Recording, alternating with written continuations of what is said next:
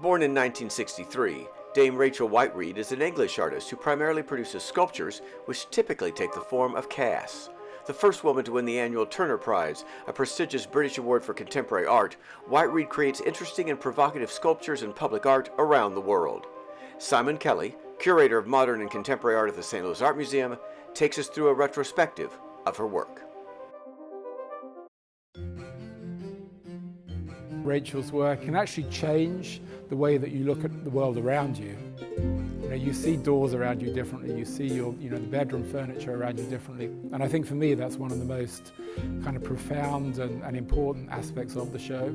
This is an exhibition by the major British sculptor Rachel Whiteread. She's really one of the world's leading sculptors. And this is a mid-career retrospective. So anybody who comes to visit this show will see around 95 works, predominantly sculptures, but also a range of drawings. And a central thing about her sculpture is this idea of making casts out of negative space, essentially making the invisible visible. She will take a domestic object like a table or a chair, and often she's casting actually underneath that space or within it. So to take the example of a chair, she'll actually create the sculpture from the underside of that space in a range of materials. Sometimes she uses concrete, sometimes she uses plaster, sometimes wax. A lot of the sculptures in this exhibition are resin, and color is very important in her work. So you'll see some very beautifully colored resin sculptures in the exhibition.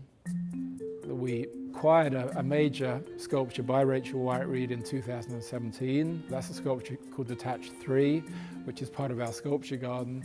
This exhibition was first shown at the Tate Britain in London, then it was shown in Vienna, and most recently it's been at the National Gallery of Art in Washington. So we're in very good company in this exhibition. What is probably most noticeable about her work is that it taps into a tradition of minimalism, so you can connect to artists like Sarah and Judd, who are actually well represented in our collection.